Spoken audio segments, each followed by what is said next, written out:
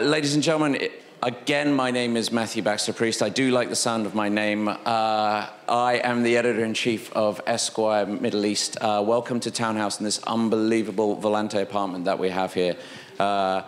Everyone I've spoken to has been kind of in awe of the apartment, of the building, and what we're trying to do is really make our brand, make our magazine come to life with what we do. So thank you to all our partners, thank you to the Volante Tower, but we have quite a special treat for you this afternoon.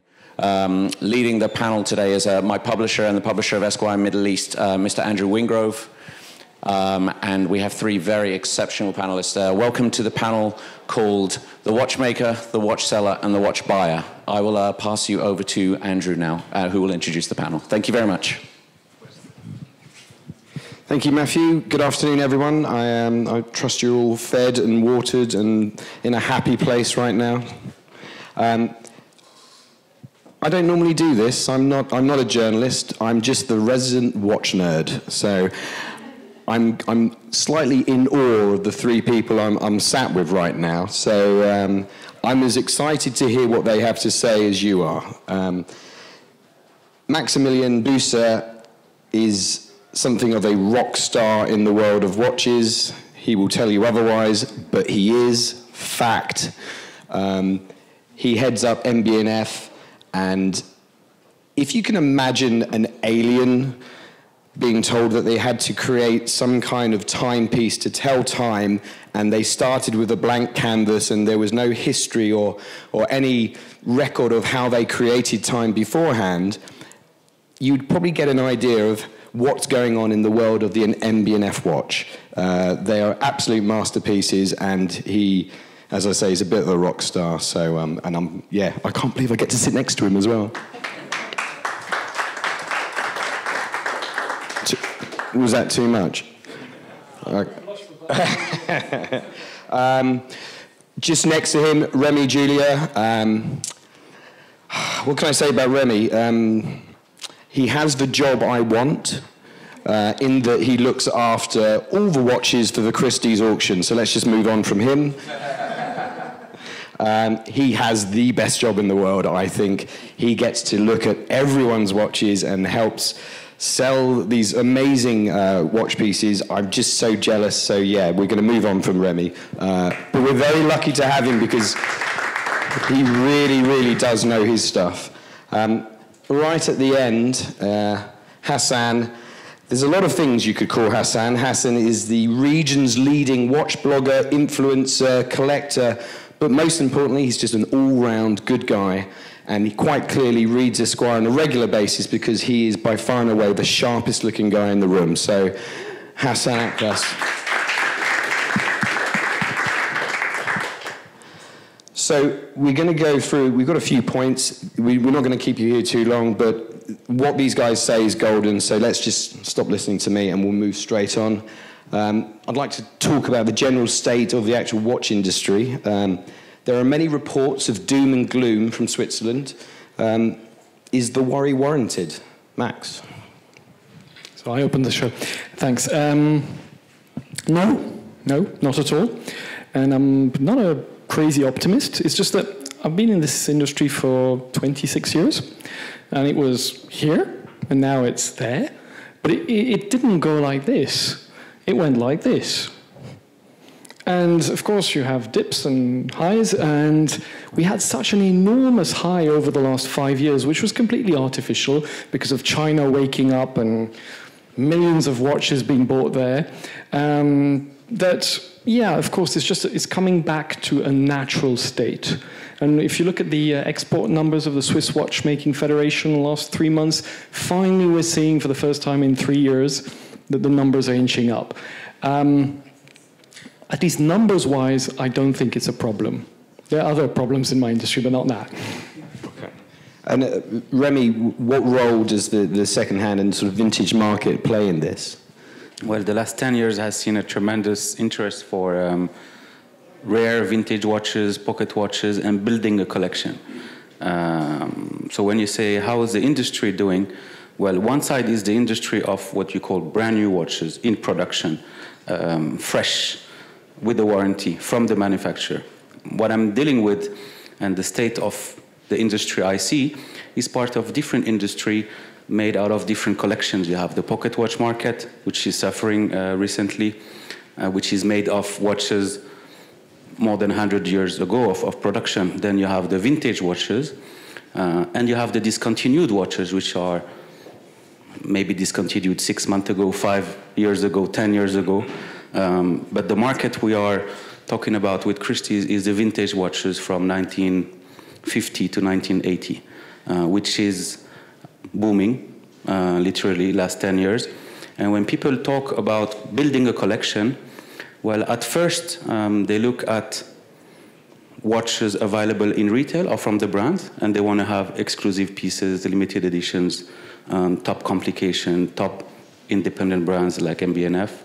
And then they look at, well, what were these watches before what I know? And they go down in the past, and they go down to watches from 1990. So if they like a Royal Oak from today, they'll go from a Royal Oak from the 90s.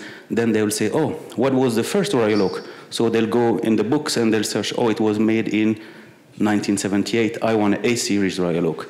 And then they study history, and they try to speak to specialists. They try to buy all the books. And there's a time when they say, hold on, I need to build my knowledge to buy better vintage watches, but as well current model. And this is where there's a maturity. And the Middle East, I think last 5 years has learned a lot and buy very differently from last 5 years and even last 6 months. The knowledge, and I'm sure Max agree, is just a big part of buying a watch these days. Yeah. Doom and gloom for you, or are you just getting better deals now? Yeah, probably better deals. No, I don't think it's doom and gloom. I think it's probably slowed down in the past few years, and also a lot of the collectors are now more knowledgeable, like Remy said. So we read a lot, we are exposed to a lot of information. So when we want to choose the watch that we want to buy, it's not probably like it used to be before. We have more information, we compare a lot. To be honest, the market has been flooded recently with a lot of watches, a lot of similar models, brands kind of copying each other. So for us as collectors, you know, it becomes a bit of a difficult task. You're comparing different brands that some are kind of losing their DNA, and you're trying to evaluate what should I buy and why should I buy it, and what's so special about this model and that model. Why did this brand, you know, copy that specific model, for instance? So maybe brands or the market would consider this as a doom and gloom, but to be honest, it's just some brands lost their ways, I think. I'm hoping that they get back to on track and kind of focus on what they're good at instead of, you know, just copy pasting. But no, I can still see, you know, things growing. Collectors are still interested in buying watches and mechanical watches. They're still looking at the market, comparing brands. We're just more educated than we used to be before. That's all. Given your position as a watch collector and a influencer of watch collectors, do you feel you're under a little bit of pressure every time you buy your next watch? No, I think I'm privileged actually, because I'm more exposed to the brands. I'm much more in touch with the brand owners and the watchmakers. I have this, let's say, privilege that I know what's happening before others, and I get better deals sometimes, so why not? But no, I'm not under pressure at all. Okay. I want to move on to innovation, and obviously we have one of the biggest innovators in the watch industry here, so we'll ask Max last.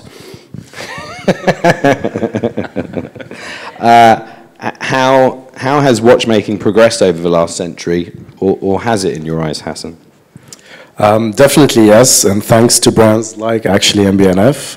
To be honest, if I look at the watch industry in the past, let's say 5 or 10 years, or even recently, the indies or the independent brands have been putting more efforts and coming up with innovations in terms of how to tell time, how to create different movements, getting away from the traditional ways of watchmaking, maybe it helps that they don't, need to live up for their 100 years or 200 years of history, and they can break the rules and come up with something out of the ordinary. So for that perspective, I see that the watch brands from the independent side are much more advanced. They're offering a lot more interesting watches. The innovation there is much more interesting for us as collectors. I'm not saying that the, let's say, traditional brands are not doing enough. They are, but probably they're playing it more safe. So definitely for me, the drivers of innovation are the indies and not the traditional watchmakers. Okay. And Remy, what complications for you have really sort of stood the test of time?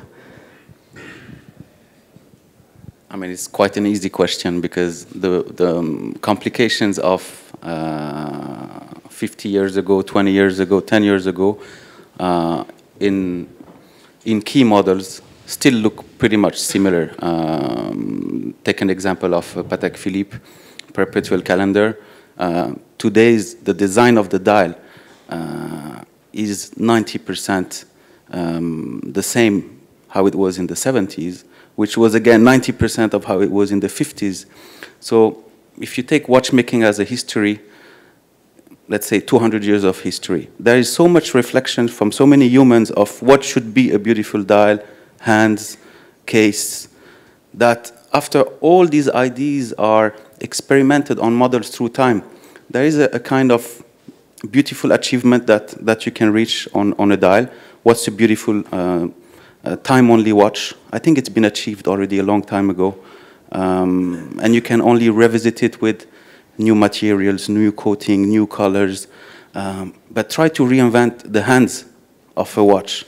I think there's been already 200 years of people thinking about that. You can't come up with a hand that nobody's been thinking about.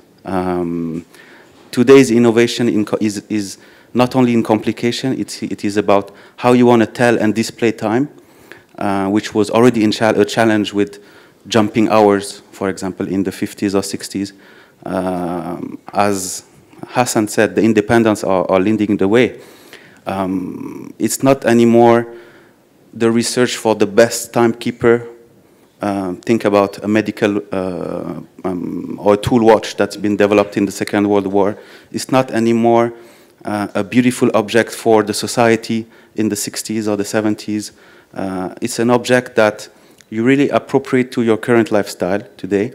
You really think about what I want. Do I want a watch that I consume? Do I want a watch for my collection? Do I want a watch to be different? Do I want all of it together? I mean, how do you buy a watch today? There are so many pockets of why would you buy a watch. Some brands are trying to have them all. Some brands are trying to do it only for the collectors or for the innovation. And it's up to the buyers to try and read and understand. Because if you want to buy time only, you can buy a beautiful Calatrava. You can buy a beautiful Patrimony. You can buy a lot of brands that look the same. You can buy a beautiful Mont Blanc that looks like a Patek today. But is it the same product? It looks at the same product from far. But then you go for a Laurent Ferrier time only. Well, it's much above than a Patek Philippe and Vacheron Constantin time only. But it's up to the people to understand what is different into the product. This product is designed for the people with the best knowledge and understanding of today's watchmaking. Some other are made for the mass.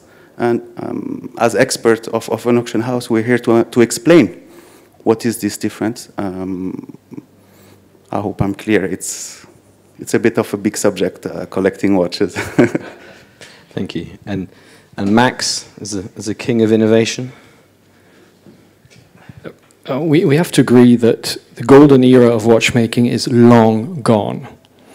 It's ended at the end of the 19th century.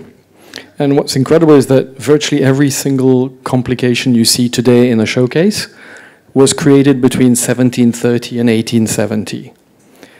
At half of that time, they didn't even have electricity, and they were actually cutting wheels with foot lathes, trying to cut the gears. the perpetual calendar, the chronograph, the split-second chronograph, the tourbillon, the minute repeater, the grande équation du temps, every single complication which will be in the hands of Remy or of Hassan has more or less been created 150 years ago. So what happened in the 20th century? Industrialization. We spent our time trying to give time to the people because watches were super expensive objects in the 19th and 18th. So it was all about giving reliability, cheap time to everybody. And that dumbed our whole industry down.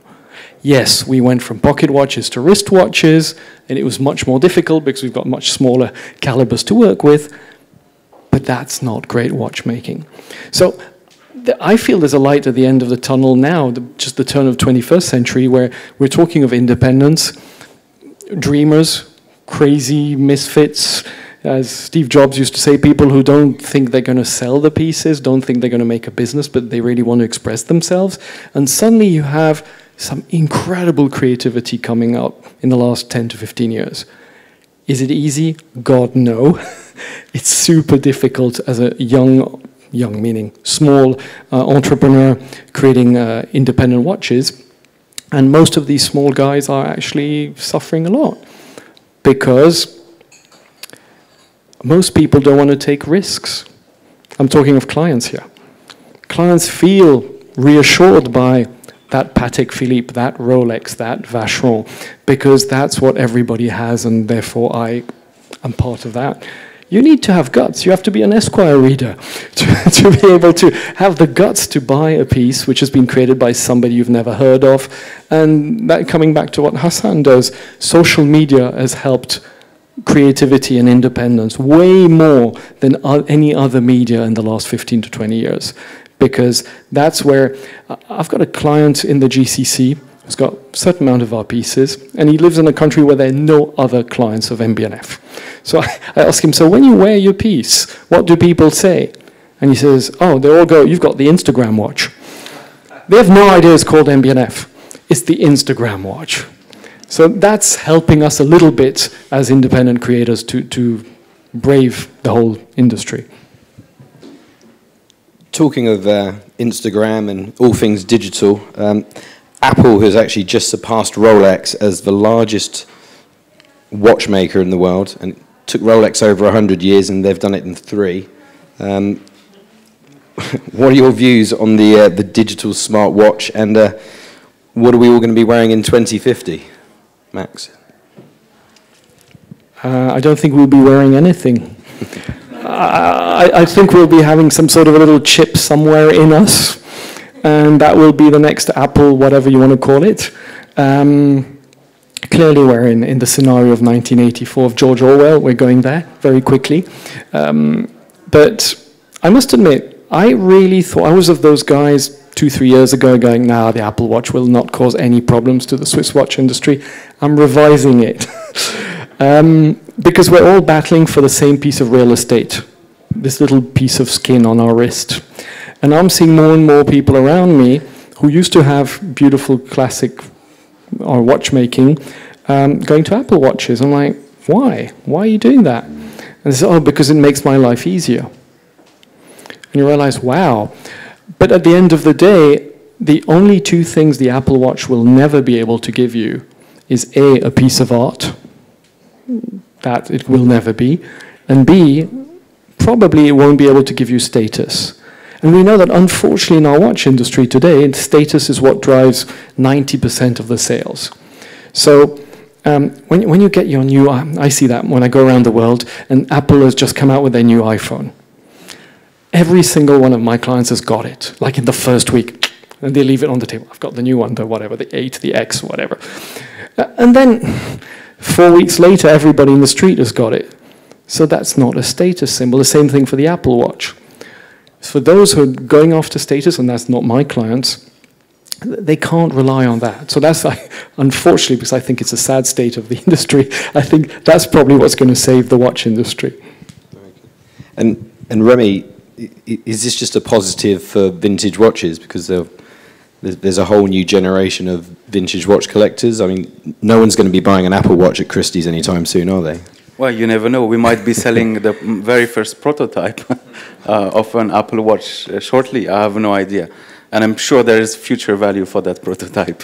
No, what we'll be wearing in the future, if it's the question, is I think there'll be a whole differentiation of different groups in the future of, as Max said, people who will have time incorporated under your skin, people looking for still tool watches for your everyday life, or very a watch from family ownership, something which is very emotional. Some people will go for watches that have reminiscence of the past. I'm talking about old crafts, engraving, enamels. And it's a growing group. I mean, people looking for a piece of art, as Max said, something you can't buy anymore in a store, because at the end of the day, the way those enamels were done in the 70s is totally different from what you see today in the current production of Swiss watchmaking. You'll have, I'm sure, some emerging markets producing high-quality watches, because the day some other, take the example of the Japanese, the day they want to really come with an impressive high-end enamel dial or engraving case, I'm sure they'll be able to find the crafts with all their history of makie and Japanese lacquer to come up and compete with a beautiful art piece. So I'm sure we'll see different territories rising with high-end watchmaking.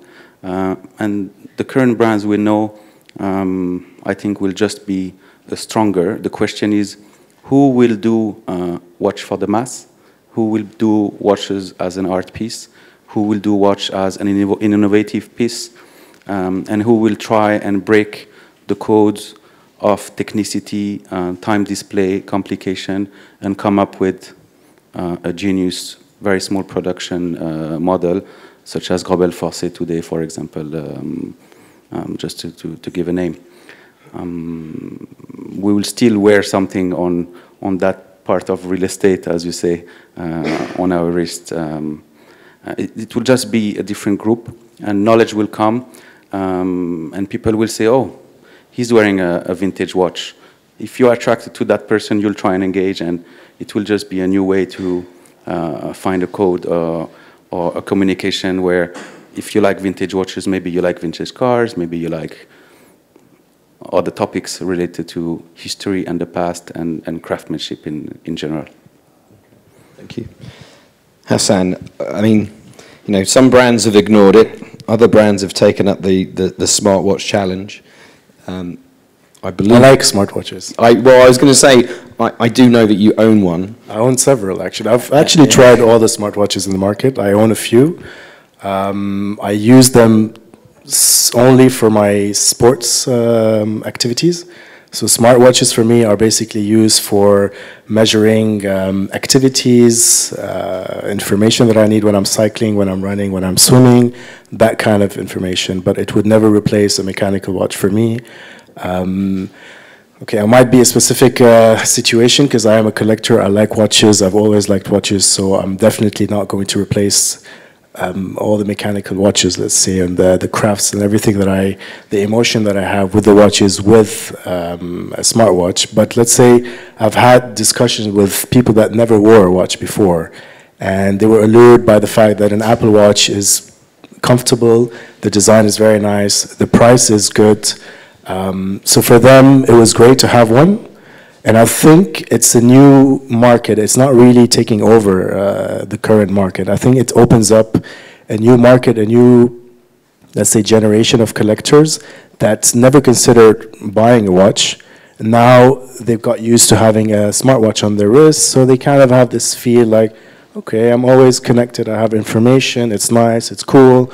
And I've seen it. Like, I've seen people that bought the first Apple Watch, the first generation. They never considered wearing a watch before, and now 2 years later they come to me and they're like, okay, Hassan, I've gotten used to have something on my wrist, so I'm interested in actually a proper watch. What do you suggest? What can I buy? So basically it didn't really like cannibalize the current market, probably opened it up for something that didn't exist before. So these are things that we haven't seen. We haven't seen 2 years ago when smartwatches were just coming up. So honestly, I don't see it as a threat at the moment. I just see it as a new segment that has been introduced and probably would benefit the current markets in the future. If people start appreciating watches, they start looking at people's wrists. Oh, what do you have on your wrist? Tell me more about it. They probably didn't notice those before. They never asked that question. So it might just open up another segment. So what's your preferred smartwatch? I currently own a Connected, a Tag Heuer. It's a little bit big on my wrist, to be honest. I wish it was smaller. It's like a 47 millimeter. But I love the fact that it combines, it's a titanium made, so it has this kind of a luxury feel of it, and it's still a smartwatch, and I can swim with it, I can do all my sports with it. And the second best is Apple, of course. There you go. There's no one from Apple here, is there? So. We're 3 weeks away from Dubai Watch Week. How important is the biggest region's watch event to you as a collector? Oh, I think we're really lucky in this region to have such an exhibition or such an event, because first, it's a great opportunity to meet people from the industry that you will never ever get the chance to meet unless you will go to Geneva. You're invited to their manufacturers or factories to see them in person. The panels are very interesting. It talks about a lot of interesting information about what's going on in the market, what's happening in the watch industry. You have a lot of watchmaking classes. Again, you would never get the chance to do those unless you're a VVVIP that have been, buying watches forever, and you've been invited. You're the selected few to be invited to these watchmaking classes. So I think for somebody who's in the region who doesn't need to go to Geneva or Le Locle or whatever to go and visit and meet those people. You have them all here in 1 week. Just come, sit down. You don't even if you don't participate in any of the forums or the watchmaking classes or the creative hubs, just walk around and you will meet everybody and have coffee and chit chats, and everybody's so friendly. I've been attending for the past 2 years. Honestly, I've met so many legends I've wanted to meet forever. I just didn't get the chance until I saw them right in front of me. So it's honestly, it's an amazing opportunity for us as collectors to just feed our, knowledge and love for watches with the people who are making our watches. Right. And Remy, you're going to be actively involved in Dubai Watch Week? Yes, indeed. It's the 3rd edition, and you can expect a grand Dubai Watch Week, I want to say. It's going to take a huge space in the DIFC, unlike the previous Gate Village only. You will find a boosted program similar to what has been curated in the past, with different speakers, different topics, panels, exhibitions. You'll have people from the design side. You'll have watchmakers, you will have CEOs, you will have case makers, people that are retired with the knowledge you can't find anymore. And Christie's is part of it with an educational program, both in what we call the auction room, where we will give some lectures on collecting vintage watches or collecting watches in general, and what is the philosophy or the thinking you should put into building a collection. It's not an accumulation. It's not buying what is new. What's the reflection you should have when you buy a watch, and how to collect, how to focus on quality, provenance, how's the watch been serviced, because it's the future of your asset and your collection. On another part of what Christie's will offer at Dubai Watch Week is an evaluation room on appointment. You'll have myself, John Redden, our head of watches based in New York, who's as well a Patek Philippe scholar and a contributor, ex-contributor of Odin-Key, and a book writer, who will give a complete revision of current Patek Philippe collections in the Middle East. And we are taking part in some different panels where you'll see people like Max Busser on my right hand. Yeah, Max, I mean, we're very spoiled, aren't we? It's actually a unique event globally for the watch industry, and it's just born from love, isn't it? Love of watchmaking. I don't think most people understand what the Siddiqui family have managed to do. I think even they have not understood. In 2 years, they've created probably the most desirable watch lover event worldwide. And I'm not saying that because I'm in Dubai. There are dozens of other watch events around the world. They're all commercial. It's all about how can you sell more watches to more people. This is absolutely not that. I mean, they chose their panels, their watchmaking classes, their hubs of creators. There's the whole Christie's part. You could think it's done for geeks, like guys like us, but it's actually, you've got all levels. If you're a complete watch geek, you'll immerse yourself for like 4 days and come out completely nuts. But if you just have a fleeting interest, there is something for you also. So there's a level of engagement starting from the insane to just fleeting, which you will never see anywhere else in the world. And I've got now collectors around the world, MB&F collectors, are telling me, oh, I'm coming to Dubai for the Watch Week. I've never been to Dubai in my life, but I heard it's amazing. So they've actually managed to make it a hub, like Dubai knows how to do, for people to come from all over the world to get educated on a Swiss watchmaking. Yeah. Workshops, panels, education, inspiration, the lot. Yeah. No, we're very lucky, and so yes, thank you, Siddiqui family, for that. We all look forward to it, and I think I'll be seeing all three of you for about the full week, I'd imagine. Ladies and gentlemen, we're going to wrap this up. I'd just like to thank the panel. It's been an absolute honour and pleasure for me just to be sat on the stage with these three gentlemen. So, yes, thank you very much. If we can just show a big round of applause, please.